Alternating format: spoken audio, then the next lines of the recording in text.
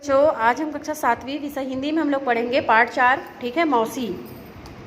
इसको लिखा है श्री भीष्म साहनी जी ने, है ना। देख रहे हो यहाँ पे श्री भीष्म साहनी जी ने लिखा है। अब ब्रैकेट का हम यहाँ पढ़ लेते हैं। ठीक है, तो प्रस्तुत कहानी क्या है? एक स्त्री के मानवीय लगाव और स्वभाव के उदात्त स्वरूप का वर्णन है, जो सबके सुख दुख में अपनी पहल और प्रतिबद्धता के साथ शामिल होती है। वहाँ बड़ों के लिए ही नहीं, बच्चों के साथ भी उनके खेल खिलौने और कथा संसार के आनंदमयी दुनिया में शामिल रहती है। लेकिन सबके काम आने वाली मौसी जब बीमार पड़ती है तो उसके साथ उपेक्षा का व्यवहार होता है, उसके साथ भेदभाव होने लगता है ना। उसके प्रति यह व्यवहार क्या है? बहुत ही कारुणिक है। करुणा, दया। कारुणिक मतलब होता है दया। ठीक है, बच्चों की आत्मीयता और रागात्मकता भाव मौसी के इस एहसास को जागृत कर देते हैं, जिसमें मौसी क्या करती है? बेहद विश्वास के साथ कहती है कि अब मैं मर भी जाऊं तो तुम लोगों को छोड़कर कहीं नहीं जाऊंगी। ठीक है, अब देखते हैं पाठ। उसे सब मौसी कहकर पुकारते थे, बच्चे भी और बड़ी उम्र के लोग भी। किसी के घर बच्चा बीमार होता तो सबसे पहले मौसी को ही बुलाया जाता है ना। वो एक बुजुर्ग थी वहाँ की। जब किसी घर में कोई मुसीबत आती थी तो सबसे पहले क्या करते थे? मौसी को याद किया जाता था। ठीक है, किसी के घर शादी होती तो वहाँ भी सबसे पहले मौसी ही पहुँचती। दिन भर मोहल्ले में कभी एक के घर तो कभी दूसरे के घर मौसी बैठी नजर आती। कभी किसी के घर के आंगन में बैठी लड़की के बाल काट रही होती है ना, बाल संवार रही होती। कभी किसी के घर की छत पर सलजम की कतलियाँ सूखने के लिए डाल रही होती। जब चंदू की बहन की शादी हुई तो मौसी दिन भर दुल्हन की हथेलियों पर क्या की थी? मेहंदी के बेल बूटे बनाती रही। एक दिन बेल बूटे मतलब उसको पीसना। ठीक है, एक दिन आंगन में बैठी मौसी नीले रंग के पल्ले पर क्या करती? झिलमिलाते सितारे टाँक रही थी। एक पल्ला था उसके पास, है ना। आप उसको एक चुनरी भी बोल सकते हो। ठीक है, हम बच्चों से बोली, आओ तुम्हें सितारों जड़ा आसमान दिखाऊं, कहकर उसने हमारे सामने पल्ला बिछा दिया। ठीक है, सचमुच क्या था? हमें लगा जैसे तारों से झिलमिलाता आकाश हमारे सामने फैल गया हो।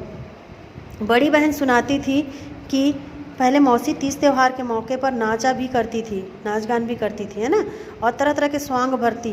पर वह अब कुछ बुढ़ा गई थी, मतलब वो बूढ़ी हो गई थी अब, है ना। तो मौसी कौन थी, कहाँ से आई थी, कोई नहीं जानता था। किसी को यह भी मालूम नहीं था कि वह कहाँ रहती है। एक बार माँ ने मुझसे पूछा, जा मौसी को बुला ला। मैंने पूछा, कहाँ मिलेगी? माँ बोली, मोहल्ले में ही कहीं मिलेगी। यह भी कोई जानता था कि मौसी कब उस मोहल्ले में आई थी? बच्चे जब बड़े हो जाते, छोटे स्कूल को छोड़कर जब मिडिल स्कूल में जाने लगते तो क्या करते थे? मौसी का दामन छोड़ देते थे। जब बच्चे छोटे होते थे तो मौसी के साथ रहते थे, है ना।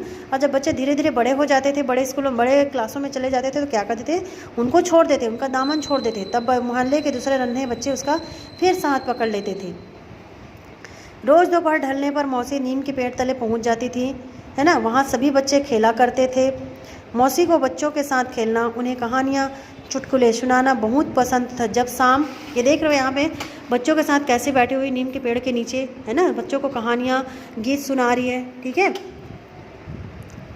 पुराने दादा दादी नाना नानी भी ऐसे ही बैठकर बच्चों को क्या करते थे? कहानियाँ सुनाते थे। वैसे ही ये मौसी थी उस गाँव में जो सबको अच्छी थी, सबके लिए प्रिय थी वो, है ना।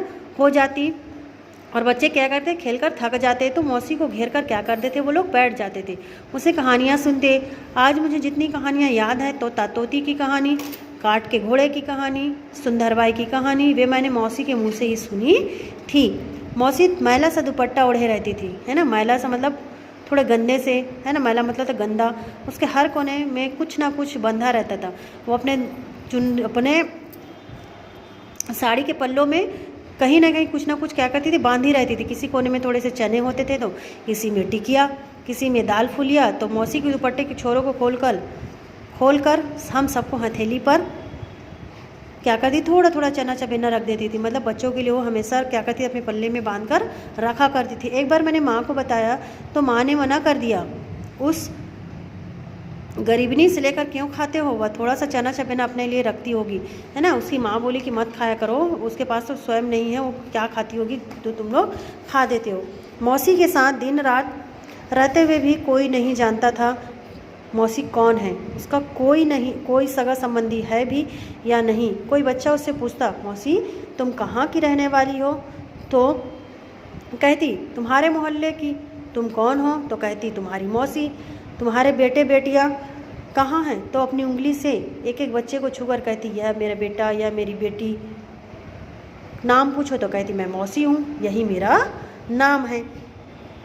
तो एक दिन जब स्कूल की छुट्टी हुई, हम लोग बस्ते उठाकर बाहर निकले तो मौसी फाटक पर नहीं मिली। उस दिन बच्चों को कोई लेने नहीं गया। दोपहर को बच्चे खेलने के लिए निकले, मौसी पेड़ के नीचे भी नहीं थी। सभी ने एक दूसरे से पूछा पर किसी को मालूम नहीं था कि मौसी अब कहाँ गई है ना। बच्चे जब स्कूल से आते थे तो मौसी को ढूंढते थे, और जब मौसी नहीं दिखती थी तो वो बच्चे क्या करते थे, व्याकुल हो जाते कि मौसी कहाँ गई है ना, कहाँ है, नहीं दिख रही है। तो कई दिन बीत गए पर मौसी का कुछ पता ना चला, है ना। कई दिन बीत गए। कोई कहता मौसी बीमार है, कोई कहता वह अपने गांव चली गई है। मौसी के न रहने से मोहल्ला बड़ा खाली खाली लगता था। पेड़ के नीचे भी सुना सुना रहता था। कुछ दिन बाद एक मोची पेड़ के नीचे आकर बैठने लगा, पर बच्चों ने उसे क्या कर दिया, खदेड़ कर भगा दिया, है ना, क्योंकि वहाँ मौसी बैठती थी, है ना। यह मौसी की जगह है, यहाँ कोई नहीं बैठ सकता। मौसी पेड़ के नीचे बैठती थी तो घर वालों को भी बच्चों की चिंता नहीं थी, क्योंकि उनके साथ वो खेला करती थी, साथ रहती थी। अब वे बच्चों को बाहर नहीं खेलने देते थे। एक दिन हम मौसी की खोज में घूम रहे थे, तभी हमें एक मकान के अंदर से ऊंची ऊंची बोलने की आवाज़ सुनाई दी। हमने ठेका तो नहीं ले रखा है, हमने ठेका तो नहीं ले रखा है मौसी। 20 दिन से तुम यहाँ पड़ी हो, अब तुम किसी दूसरे के घर क्या करो, आप चली जाओ, है ना। मौसी का नाम सुनकर हम सब ठिठक कर खड़े हो गए, है ना। अब बंद दरवाजे की दरार में क्या करने, दरार में से अंदर झाँक कर देखा, आंगन में मौसी एक खाट पर लेटी थी। बाल उलझे हुए, चेहरा पीला व सूखा हुआ था। उसके पास ही खड़ी एक औरत उसे क्या करती, डांटे जा रही थी। मैं चली जाऊंगी, जरा शरीर संभल जाए, बोल रही थी मौसी। तू अपने गांव चली जा, गांव में मेरा कौन बैठा है। कहती कहती मौसी रुआसी हो गई। हमें बहुत गुस्सा आया। मैंने घर लौटकर माँ से कहा तो अब बोली बिज्जू की माँ कहाँ तक उसे अपने पास रख सकती है। मौसी उनके घर में काम तो करती नहीं, मगर माँ वह तो सबका काम करती है। हाँ बेटा, मगर वह किसी के घर नौकरी तो नहीं करती। बात मेरी समझ में नहीं आई, पर मैं चुप हो गया। दूसरे दिन हमारा हॉकी मैच था। हम खेल कर लौट रहे थे, रास्ते में पुल पड़ता था। हम बातें करते आ रहे थे, एकाएक हमने मौसी को पुल पर बैठे देखा। पास में एक छोटी सी गठरी और लाठी रखी थी। मौसी को देखते ही हम सब उसे घेर कर क्या करें, घेर कर खड़े हो गए। ठीक है, यहाँ से हम कल बढ़ेंगे।